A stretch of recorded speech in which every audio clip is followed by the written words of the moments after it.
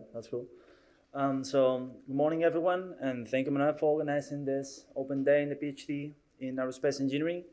And thank you for inviting us, because I would say it is very interesting for new students that are thinking about doing a PhD and pursuing a PhD, whether if it is worth it doing one or not. What is a PhD? What someone would like to know before studying it, so that we can provide them with some experiences. In my case, to let you have a little bit of background, I started doing a bachelor and a master in aeronautical engineering, and I had 2 working experiences in Airbus and in Altran. My target or my goal was to be able to be working on computational aerodynamics. That was the topic that I was passionate about, but I wasn't able to do it on any of those working experiences. I was able to do it a little bit during the bachelor and mostly during the master, doing my master thesis in the CFD group, right?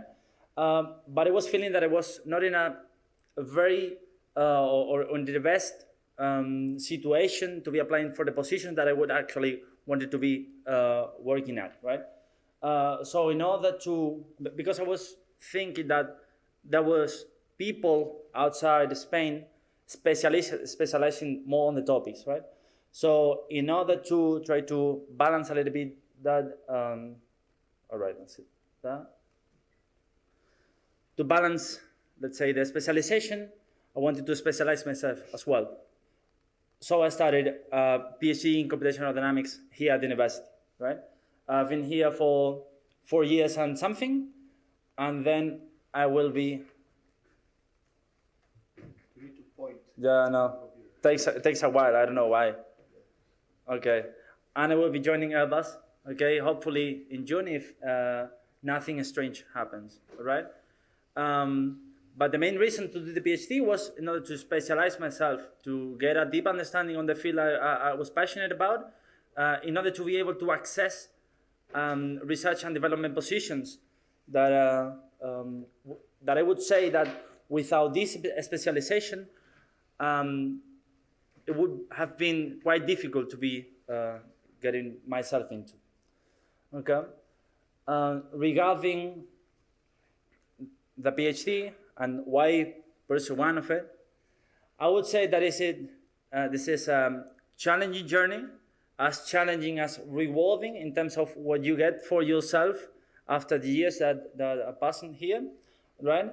And that they can have a clear professional impact, right? It's not only about the skills that you're acquiring, but that they are to be applied afterwards, okay? And that you develop a deep understanding on the field of study that you are passionate about and that you will most likely be willing to work at in the future.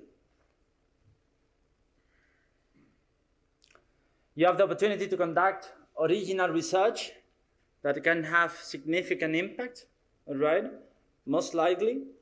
For example, I was working on the response of a small vehicles to gas, applying load mitigation techniques to those vehicles, and to analyze which is the aeroelastic response of them, right? You also have the opportunity to build a network with other professionals in the fields. You have the opportunity to attend to conferences in other places, to meet other people. You have the opportunity to collaborate with other experts on different universities. And for example, I had the opportunity to do a research visit at the University of Edinburgh. Okay, I spent 3 months there living, learning from other people, learning on other ways, on different laboratories, how they work, meeting new people, living new experiences. And I would actually encourage you to keep this in mind. And of course, it offers you the possibility to advance your career, right? It offers different alternatives. So many of the people that are willing to, the PhD thinks that the only possibility for the future is the academia or research centers, but you all also have possibility of going to the industry, of course, building your startups. Okay, you will have examples afterwards. And related to the question that Manuel asked, Manuel asked to ChatGPT, was if it can lead to higher positions and higher salaries. I would say yes, but perhaps not everywhere, right? So something that should be taken into account if you want to do a PhD, right? And of course, be aware that it requires several years of dedication, hard work, stress, perhaps working during weekends, okay? Spending a lot of time in this, but linking it to the first one, I would say it is very rewarding and that you are able to develop a lot of skills, right? That are not only technical, right? Because you attend to conferences and you get communication skills and you go having, let's say, teaching duties, and you start learning how to communicate things to people that actually don't know too much about topics, or you go to conferences and you establish your network, right? You will have the possibility to explore the field that you are passionate about, okay? You do it for yourself, okay, not only for the future, but also for the present.